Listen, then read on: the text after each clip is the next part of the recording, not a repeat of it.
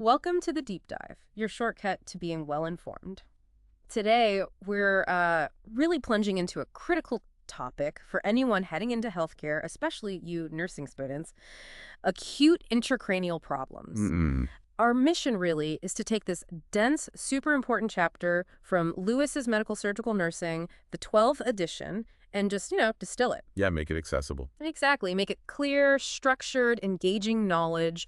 We want to focus on the nursing process, practical application, basically give you a solid shortcut to understanding these complex conditions. And it's vital because, honestly, the brain's regulation system, it's incredibly delicate. Right. Acute issues can just throw everything off balance so fast. We're talking increased intracranial pressure, ICP, and potentially rapid, severe brain damage. So the goal is to get you ready to spot these things and act. Precisely. Recognizing and acting on these life-threatening situations. Okay, so let's unpack the basics.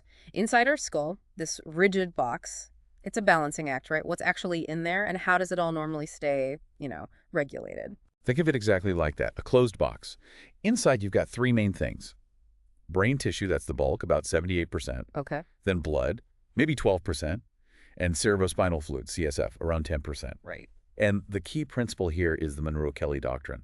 Basically, if the volume of one component goes up, like, say, swelling, increases brain tissue volume, then something else has to decrease, like maybe less blood or CSF, to keep the overall pressure inside that box stable. Normal ICP. So it's a constant shuffle if that compensation fails. That's when ICP starts to rise. Exactly. Got it. Now, we often hear about primary versus secondary brain injury. Primary is the initial hit, the trauma itself. Correct. But secondary injury, that seems like where nursing can really make a difference. Absolutely. Mm-hmm. Primary injury is the direct impact, the car crash, the fall.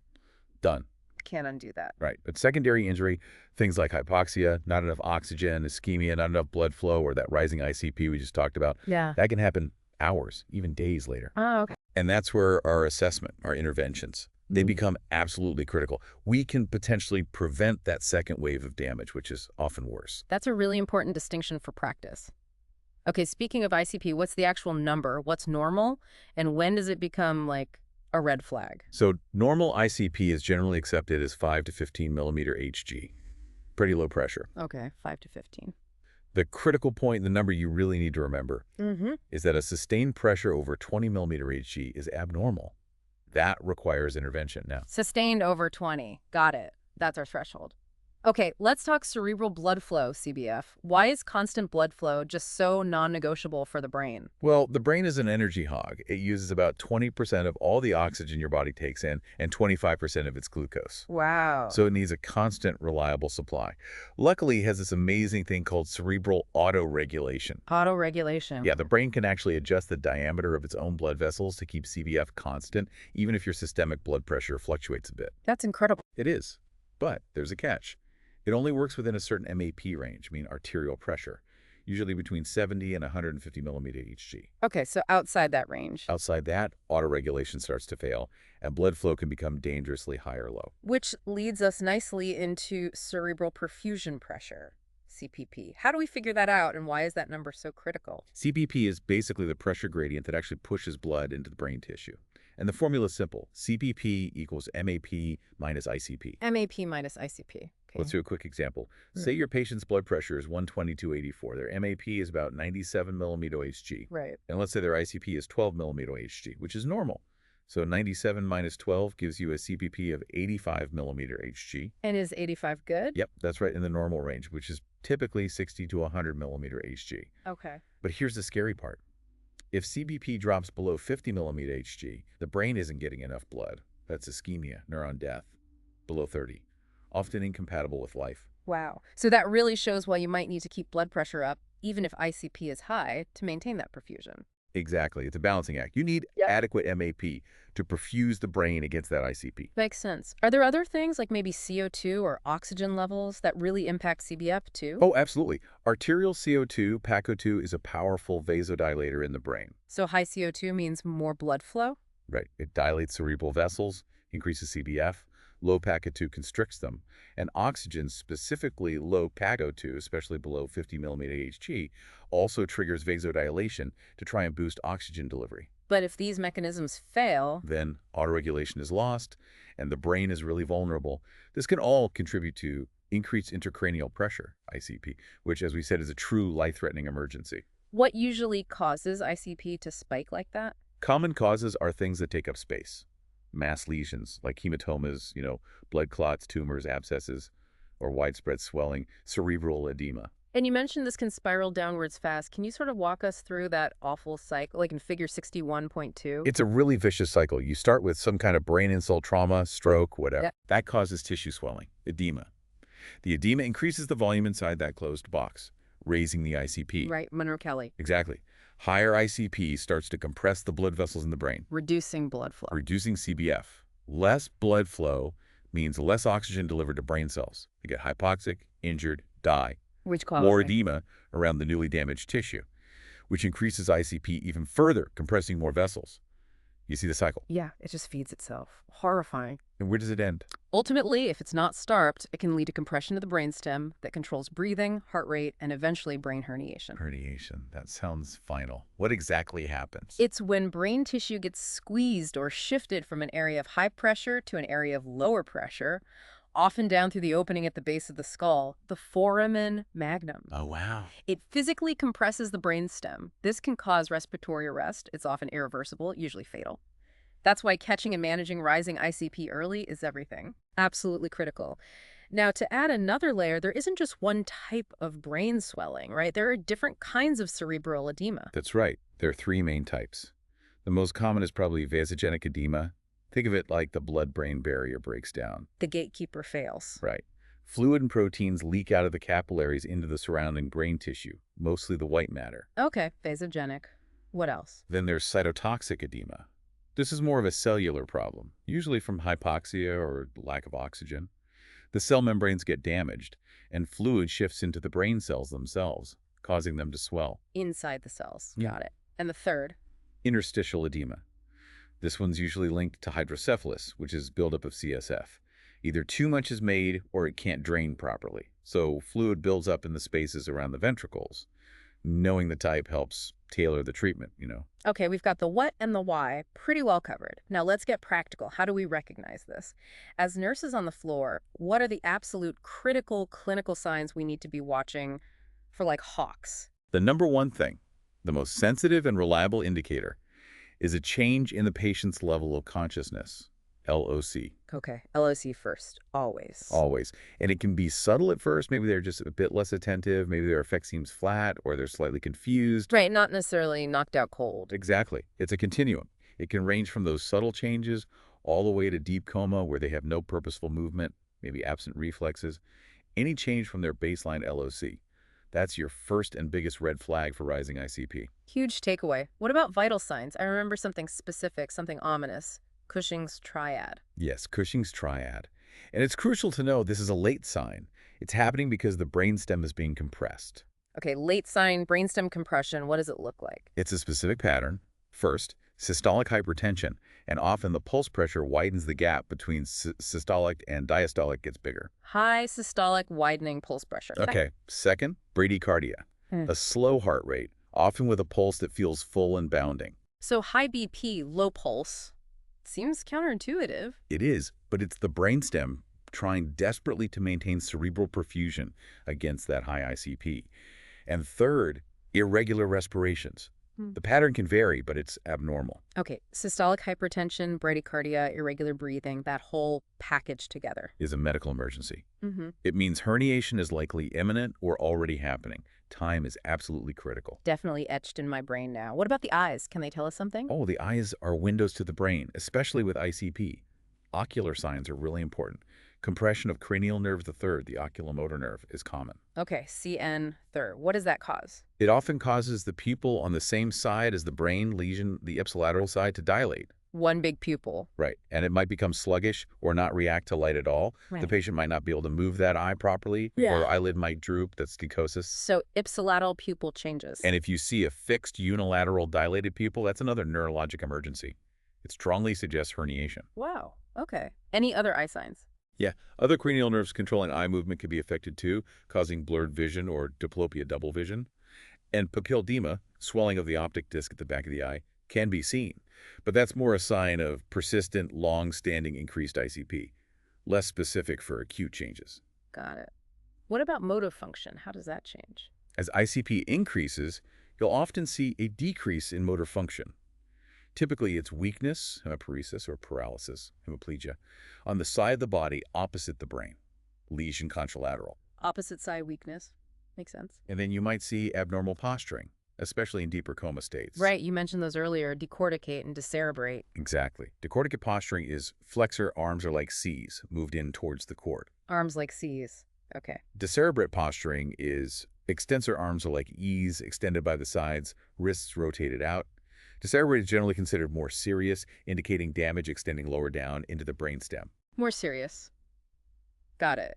Referencing Fig 61.4 in my mind. Yeah. Are there any other, maybe earlier signs? Yeah, sometimes patients report a headache that's often worse at night or first thing in the morning. And sometimes unexpected projectile vomiting, often without feeling nauseous beforehand. These aren't specific just to ICP, but they can be part of the picture. Okay. So we see these signs, we suspect increased ICP. How do we confirm what's going on? What are the key diagnostic studies? The go-to imaging studies are CT and MRI scans. They're excellent for identifying the cause, like a bleed, a tumor, swelling. CT or MRI. What about a lumbar puncture, an LP? Seems like analyzing CSF would be useful. This is a critical point. A lumbar puncture is generally contraindicated if you suspect increased ICP. Why is that? Because if there's high pressure above, suddenly releasing pressure from below by removing CSF can cause the brain to herniate downwards. It's incredibly dangerous. So usually you get a CT scan first to rule out a mass effect or significant edema before even considering an LP in this context. Okay, huge GE safety point. No LP if increased ICP is suspected, unless imaging says it's safe. Got it. And when would we actually start directly monitoring ICP? Good question. ICP monitoring is typically indicated for patients who are at high risk, particularly those with a severe head injury, think a Glasgow Coma Scale, GCS, score of 8 or less, and have abnormal findings on their CT or MRI scan. GCS 8 or less with abnormal scan. Makes sense. What's the main way we monitor it? The gold standard is the ventriculostomy. This involves placing a catheter directly into one of the lateral ventricles of the brain, like in Fig 61.5, 61.7, 61.8a. Into the ventricle itself. Wow, what does that let us do? Two key things. One, it gives us a continuous, accurate measurement of the pressure inside the ventricle, the ICP. Two, it allows us to drain excess CSF if needed, which can directly lower the ICP. Measures pressure and allows drainage. That's clever. Is there anything tricky about using it? Yes, accuracy depends on correct setup. The transducer needs to be perfectly leveled with the reference point, usually the form of Monro. A common landmark used at the bedside is the tragus of the ear. If it's too high or too low, the reading will be wrong. Leveling is key. Got it. Are there other ways to monitor? Yeah, there are other technologies like fiber optic catheters or air pouch systems placed in different brain spaces, but the ventriculostomy remains the gold standard because of that drainage capability. When we look at the monitor, we see these ICP waveforms, right? Like P1, P2, P3. What do they tell us? Thinking Fig 61.6, Table 61.4. That waveform gives us really valuable information about what's called intracranial compliance, basically, how well the brain can tolerate changes in volume. Normally, the first peak, P1, is the tallest. P1 highest is normal, okay. P2 reflects the brain's compliance. As ICP rises and the brain gets tighter, less compliant, that P2 wave starts to rise.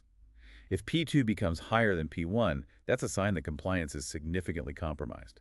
The brain can't handle any more volume changes. It's a warning sign. P2 higher than P1 equals bad compliance. Okay, that's a great visual cue for nurses. Absolutely. And as mentioned, that ventriculostomy allows for cerebrospinal fluid, CSF drainage.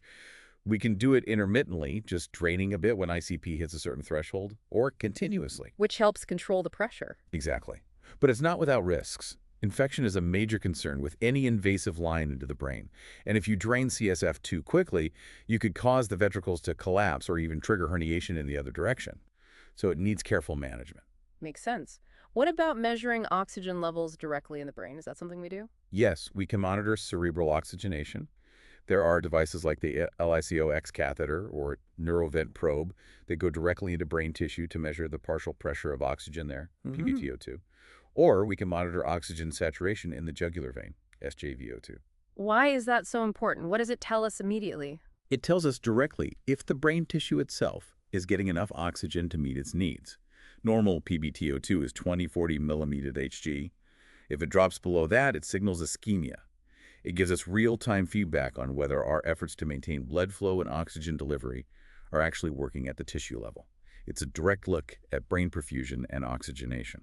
All right, this is all fascinating, but also pretty intense. Let's shift gears now to the so what? What do we actually do about it? Let's talk about the critical interprofessional and, importantly, the nursing management strategies that can really make a difference. Yeah, the goals here are pretty clear-cut, fundamentally. One, identify and treat the underlying cause of the increased ICP. Is it a bleed, a tumor? Swelling. Right, fix the root problem. And two, support brain function while you're doing that, or if the primary cause can't be immediately fixed. And as we've been saying, early recognition and quick action are absolutely paramount. Okay, so a core nursing responsibility has got to be maintaining adequate oxygenation, right? How do we ensure that? Absolutely fundamental. It starts with ensuring a patent airway. For patients with altered LOC, maybe a GCS score of 8 or less, intubation and mechanical ventilation are often necessary. Okay, secure the airway. What are the targets then? We aim to maintain specific arterial blood gas parameters. Generally, we want PaO2 at a 100 millimeter Hg or slightly above, and keep PaO2 within the normal range, usually 35 to 45 millimeter Hg. We avoid hyperventilation unless absolutely necessary for brief periods, as low CO2 constricts cerebral vessels too much. Got it. PaO2, all 100. PaCO2, 35, 45. What about suctioning? You mentioned it can raise ICP. Any tips for nurses? Yeah, suctioning is a necessary evil sometimes, but you have to be smart about it. Minimize the duration, keep each pass under 10 seconds. Always pre-oxygenate with 100% O2 before and after suctioning. Pre-oxygenate. Yeah. And try to limit it to just 1 or 2 passes per procedure if possible. Avoid aggressive suctioning. Makes sense. Minimize the ICP spikes. Okay, what about drug therapy? What medications are in our toolkit for high ICP? A mainstay is mannitol, osmotrol. It's an osmotic diuretic given IV. How does that work? It basically makes the blood hypertonic, pulls water out of the swollen brain cells and into the blood vessels so the kidneys can excrete it. It also expands plasma volume, which can improve CBF initially. Okay, pulls fluid off the brain. What do we need to watch for? Big-time fluid shifts, so monitor fluid status and electrolytes, especially sodium and potassium, very closely. And serum osmolality. Another option used increasingly is hypertonic saline, solutions like 3% or even higher concentrations. Works similarly to mannitol. Yeah, it also works by creating an osmotic gradient, drawing water out of the edematous brain tissue and into the blood vessels. It requires frequent monitoring of blood pressure and serum sodium levels. Okay, mannitol, hypertonic saline. What about steroids? Corticosteroids, like dexamethasone, are primarily used for vasogenic edema, the type often seen around brain tumors or abscesses.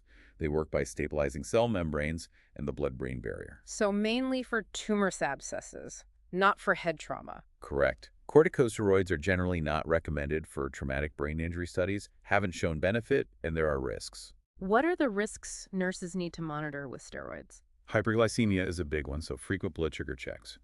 Increased risk of infection, and GI bleeding, so patients are often put on H2 blockers or proton pump inhibitors prophylactically. Good points. Any other drug categories, maybe for really stubborn ICP? Yes, if ICP remains high despite other measures, we might use high-dose barbiturates like pentobarbital or thiopental. Barbiturates, how do they help? They significantly decrease cerebral metabolism. Less metabolic activity means less blood flow needed, less oxygen demand, which helps lower ICP.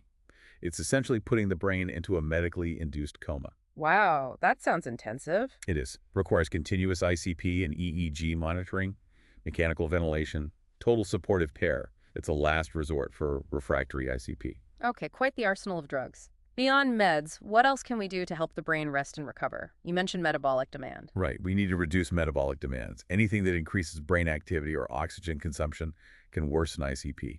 So managing fever aggressively is key. What's the goal temperature? We usually aim for normothermia, around 36 degrees C to 37 degrees C, 96.8 degrees air to 98.6 degrees air. We use cooling blankets, antipyretics.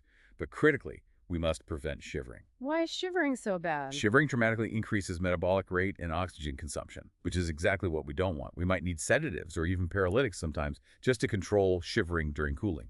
Okay, control fever, prevent shivering. What else increases metabolic demand? Agitation, anxiety, pain. So appropriate sedation and analgesia are crucial.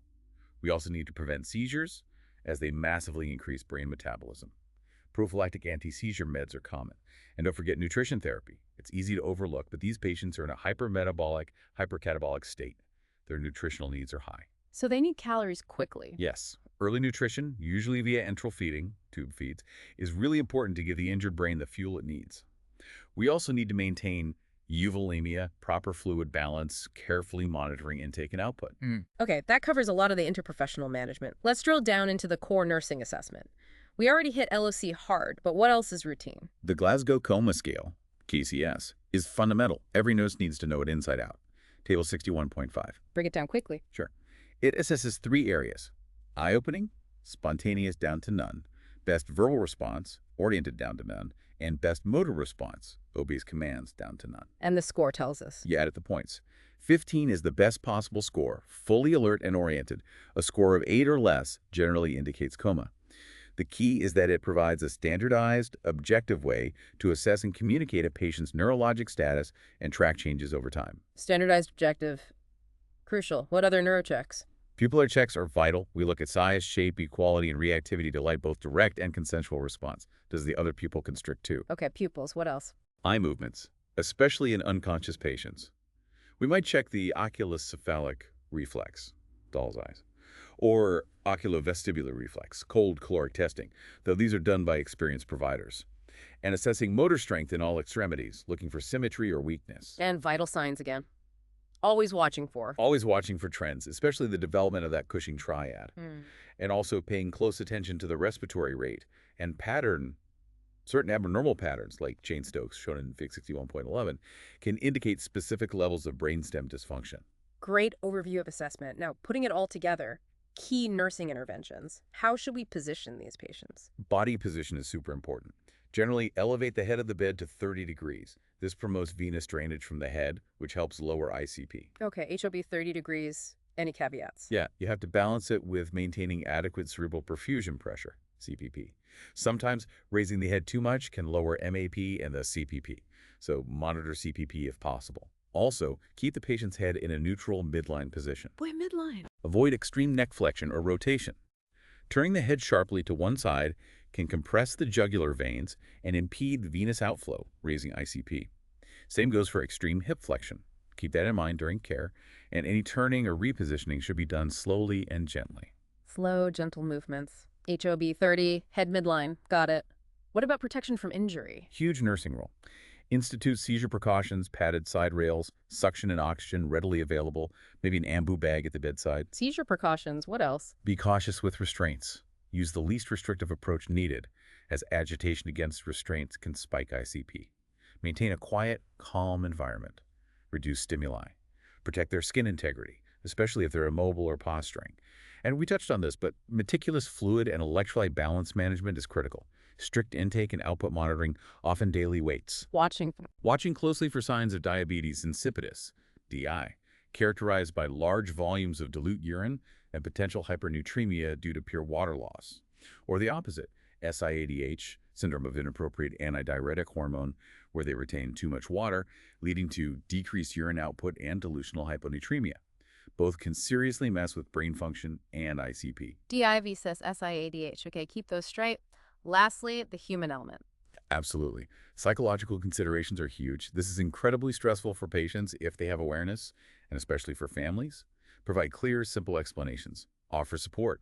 Encourage family involvement in care when appropriate. Be patient with questions. It's a terrifying time for them. Okay, let's narrow our focus now and tackle head injuries specifically. They're incredibly common and obviously a major cause of these acute intracranial problems we've been discussing. Yeah, traumatic brain injury, TBI, is a massive public health issue. You mentioned falls, motor vehicle accidents, those are the big culprits. And sadly, TBI has a high mortality rate. We often talk about 3 points in time when death is most likely after a severe head injury. 3 points. Yeah, immediately after the injury due to massive trauma, within about 2 hours due to progressive bleeding or herniation, and then about 3 weeks later, often from complications like infection or multi-system organ failure. It really highlights the need for expert care across the entire continuum. Wow. Okay, let's break down the types of head injuries, starting from the outside in. Scalp lacerations, they seem minor, but... They can bleed like crazy. The scalp has a really rich blood supply. Right. So major complications are blood loss and infection. The scalp is right over the skull, so any break is a potential entry point for bacteria. Okay, scalp lax, bleeding, infection. What about skull fractures, table 61.6? Lots of types. Can be linear, just a crack, depressed, bone pushed inward, simple, linear or depressed without a break in the skin, comminuted, multiple fragments, or compound, depressed fracture with the scalp laceration, so it's open to the environment. Closed versus open refers to whether the dura is intact or torn. Lots of classifications. Is there one type that's particularly concerning? Yes, basilar skull fractures. These occur at the base of the skull. Table 61.7. They're tricky because they're often not seen on plain X-ray. What are the telltale signs nurses need to look for with the basilar fracture? There are some classic signs: bruising behind the ear, over the mastoid process, that's called battle sign, Battle sign? Ooh. or bruising around the eyes, like black eyes, that's raccoon eyes. These develop hours to days after the injury. Battle sign behind the ear, raccoon eyes around the eyes. What else? The most serious sign is CSF leakage from the nose, rhinorrhea, or the ear, otorrhea. This indicates the dura has been torn, creating a direct pathway between the brain and the outside environment. High risk of meningitis. CSF leak. How can we confirm if drainage is actually CSF, especially if it's bloody? Good question. If the fluid is clear, you can test it for glucose using a dextrose sticks or test tape. CSF is high in glucose, mucus isn't. But if blood is present, the glucose in the blood makes that test unreliable. So what do we do if it's bloody? Then you look for the halo or ring sign. Let the fluid drip onto a white gauze pad or linen. If CSF is present, the blood will coalesce in the center, and a yellowish ring of CSF will spread out around it. That's pretty definitive for a CSF leak. Halo sign. Got it. Okay, moving deeper, actual brain injuries. How are they broadly classified? We classify them as diffuse, meaning widespread, generalized injury, or focal, meaning localized to a specific area. And we also categorize severity based on the GCS score: minor, moderate, or severe TBI. Okay, diffuse versus focal. Let's start with diffuse injuries. What falls under that? The most common is probably concussion. It's a sudden, transient injury with disruption of neural activity. Usually involves a brief loss of consciousness or amnesia about the event. Headache. Concussion. What about lingering effects? Some people develop post-concussion syndrome. They might have persistent headaches, lethargy, personality changes, trouble concentrating, memory issues for weeks or months. Okay, what's a more severe diffuse injury? Diffuse axonal injury, DAI. This involves widespread damage to the axons, the nerve fibers throughout the brain, often due to shearing forces during trauma. Patients usually have immediate decreased LOC, increased ICP, and often significant long-term deficits. Prognosis is often poor. DAI sounds devastating. Okay, now focal injuries, the localized ones. A contusion is basically a bruise on the brain tissue. It involves bleeding and damage in the specific area. Like a bruise anywhere else? Sort of, but in the brain it's more serious. We often see a coup contra coup injury pattern with contusions. Coup contra coup. Yeah, the coup injury is at the site of direct impact, then the brain bounces off that side and slams into the opposite side of the skull, causing a contra coup injury there too. Damage on both sides. Got it. Risks with contusions. Risk of continued bleeding or swelling around the contusion, which can increase ICP. Also, seizures are common, sometimes developing later. And then the big focal injuries are hematomas, collections of blood. These are critical. Okay, hematomas. Let's break them down. Epidural hematoma. This is a neurologic emergency. It's bleeding between the dura mater and the inner surface of the skull. Fig 61.14, Fig 61.15. Location is key. Why is it an emergency? It's often caused by a tear in an artery, usually the middle meningeal artery, often associated with a skull fracture. Arterial bleeding is fast. ICP can rise very rapidly. Arterial blade, fast rise in ICP. Is there a classic presentation? Yes, the classic sign is initial loss of consciousness at the time of injury, followed by a brief lucid interval where the patient seems okay, maybe talking. Lucid interval. Seems okay. And then a rapid deterioration in LOC, headache, nausea, vomiting, as the hematoma expands and compresses the brain. Requires immediate diagnosis and surgical evacuation, drilling a hole to drain the blood. That lucid interval sounds so treacherous. Okay, epidural emergency. What about subdural hematoma? Subdural is bleeding between the dura mater and the arachnoid layer. This is usually caused by tearing of bridging veins that cross the subdural space. Veins, not arteries. Usually, yes. So the bleeding is typically slower than an epidural hematoma. Slower onset. How are subdural hematomas classified? Table 61.8. By the time frame. Acute subdural hematomas manifest within 24 to 48 hours of injury. Signs are similar to increased ICP decreasing LOC, headache, Subacute occur within 2 to 14 days.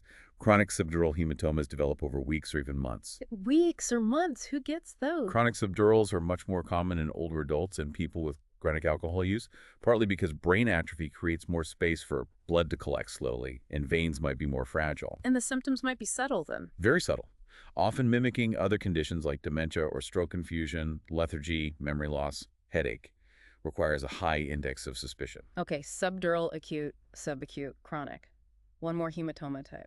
Intracerebral hematoma. This is bleeding within the brain tissue itself, usually in the frontal or temporal lobes. Can be from trauma or other causes like hypertension.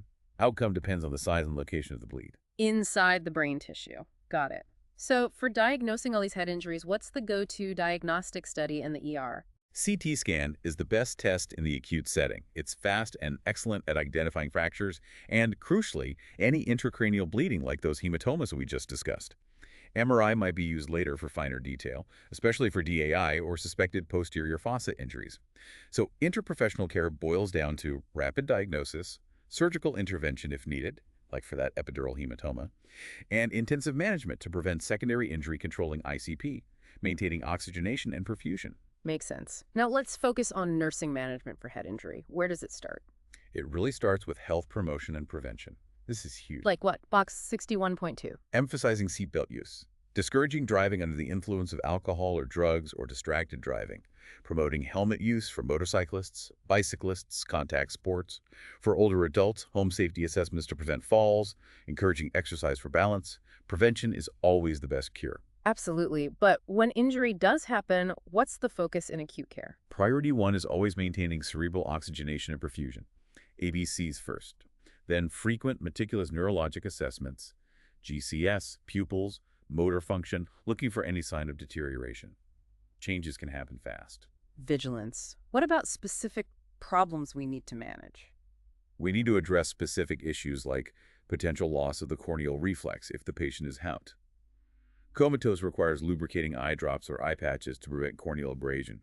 Aggressive fever management, again, aiming for 36-37 degrees C and preventing shivering. And if there's that CSF leak? Strict CSF leak precautions.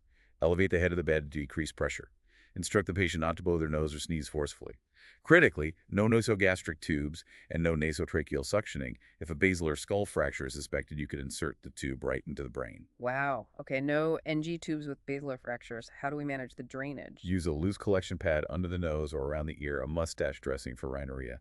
Don't back the nose or ear, as that could increase pressure and infection risk. Just let it drain freely onto the pad. Okay, great practical tips. The chapter also mentions cranial surgery. When is that indicated?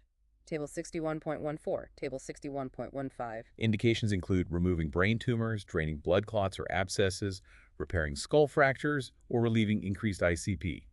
Types range from a craniotomy, opening the skull, to stereotactic procedures, using imaging for precise targeting. What's key for nurses preoperatively? Patient and family teaching is huge. Explaining what will happen, including potential hair shading, that they'll likely wake up in the ICU, managing expectations. Reducing anxiety is important. And postoperatively, what's the focus? The primary goal is preventing increased ICP. So all those interventions we discussed earlier apply. Frequent neuro assessments, careful fluid and electrolyte monitoring, managing pain and nausea. Anything specific about pain nausea meds post-craniotomy? Yes, manage pain effectively, but be aware that some opioids can cause respiratory depression or sedation that masks neurochanges. For nausea, avoid promethazine, Phenergan, if possible, as its sedative effects can also interfere with neuroassessment. Ondansetron, Zofran, is often preferred. Good to know. What about positioning after surgery? Head positioning depends on the surgical site. Generally, HOB elevated 30 degrees for surgeries in the anterior or middle fossa. However, for posterior fossa surgery or a burr hole evacuation, the order might be to keep the patient flat or only slightly elevated initially. Always check the specific orders. And meticulous care of the surgical incision is vital to prevent infection. Okay. And long-term, in ambulatory care, what are the challenges? Rehabilitation is often a long road. Patients may have persistent cognitive deficits, memory, attention, motor or sensory problems, significant personality changes, apathy, loss of inhibitions. Sounds tough for families. Extremely tough. Family education and support are critical. They need help understanding the deficits, managing unrealistic expectations for recovery. Nurses play a key role in providing resources, support groups, and guidance on managing behaviors, including enforcing no policies about things like alcohol use or driving restrictions, which patients may resist due to impaired judgment. All right, let's wrap up our deep dive by looking at another category of acute intracranial problems. Inflammatory conditions of the brain. Things like meningitis, encephalitis, and brain abscess. Right. These are serious infections or inflammations within the CNS. They can be caused by bacteria, viruses, fungi, sometimes even chemicals. Often, the bugs get in via the bloodstream, or sometimes directly from nearby infections like sinusitis or ear infections. And they can be pretty dangerous. Definitely. Mortality rates can be significant, especially in vulnerable populations. Prompt diagnosis and treatment are crucial. Okay, let's focus first on bacterial meningitis. What are the usual suspects cause-wise? The two leading bacterial causes, especially in adults, are Streptococcus pneumococcus, and Neisseria meningococcus. Strep pneumo, Neisseria meningitis. How do they actually cause meningitis? What's the pathophysiology? Once the bacteria get into the CNS, they trigger a massive inflammatory response in the meninges, the membranes covering the brain and spinal cord. This leads to increased CSF production, increased ICP due to swelling, and exudate pus. That purulent secretion spreads throughout the CSF, potentially damaging cranial nerves and obstructing CSF flow. Okay, inflammation, pus, high ICP. What are the classic clinical manifestations a nurse should recognize? The classic triad is fever, severe headache, and neutral rigidity, stiff neck. Patients often can't flex their chin towards their chest. Fever, headache, stiff neck. Anything else? Yes, nausea and vomiting are common.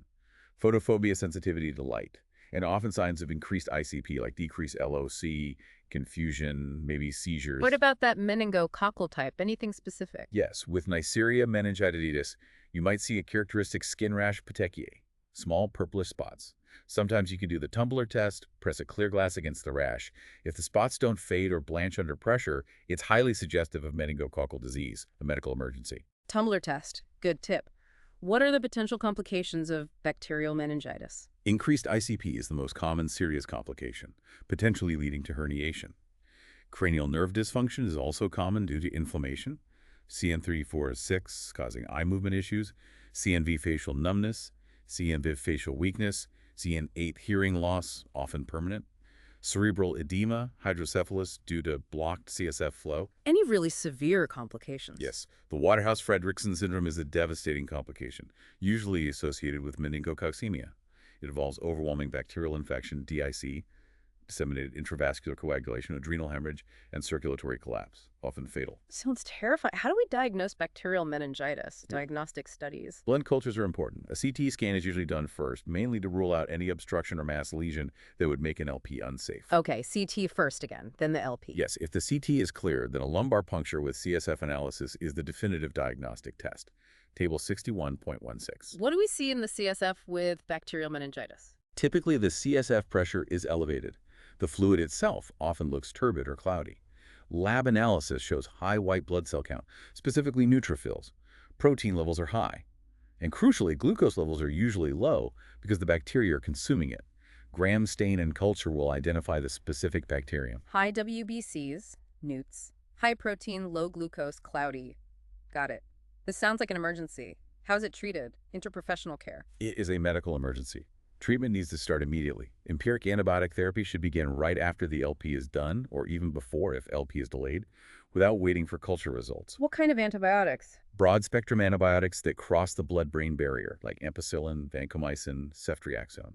Often, dexamethasone is given concurrently, especially with pneumococcal meningitis, to reduce inflammation and neurologic complications. Start antibiotics ASAP. Okay, what's the nursing management focus for bacterial meningitis? Health promotion is key, encouraging vaccinations like Hib, pneumococcal, and meningococcal vaccines, prompt treatment of respiratory or ear infections.